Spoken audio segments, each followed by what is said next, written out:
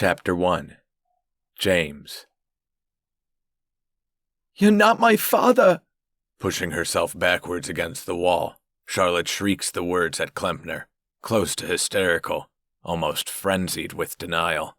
Utterly distraught, she screams, struggling against Michael when he tries to hold her, tries to calm her.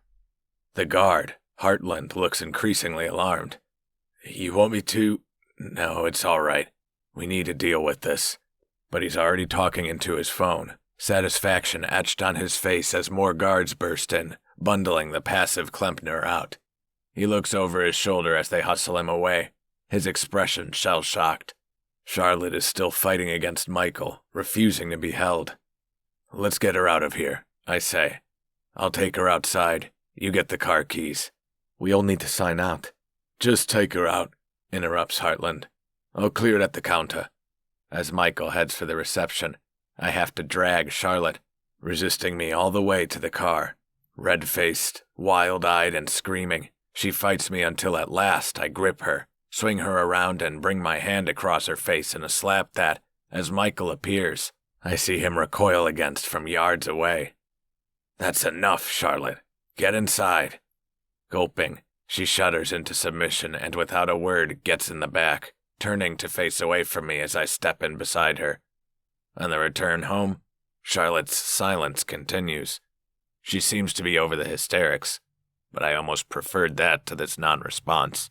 I try to take her in my arms, but she stiffens, continuing her vigil out of the window. And when I lay a hand on her thigh, she doesn't quite shrug me off, but she shrinks away, rejecting my touch. Michael's eyes meet mine in the rear view, his brow furrowing. At home, she goes to bed, closing curtains and shrugging away any attempt to talk. Michael joins her in the large bed we share, trying to lie close, but when I look in, she's lying at the far side of the bed, turned away from him. Her eyes blink shut as I enter, but I saw she was lying awake, staring at nothing. Later, I join them, easing in beside her in my usual place.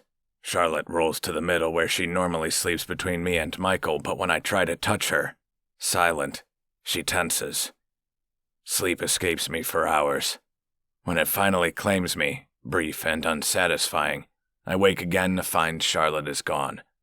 Alarmed, I prop myself up on an elbow, turn on the sidelight to realize Michael is also not there. I snatch up a robe, heading to find my grieving mermaid. At the door, I almost walk into Michael. He raises a finger to his lips.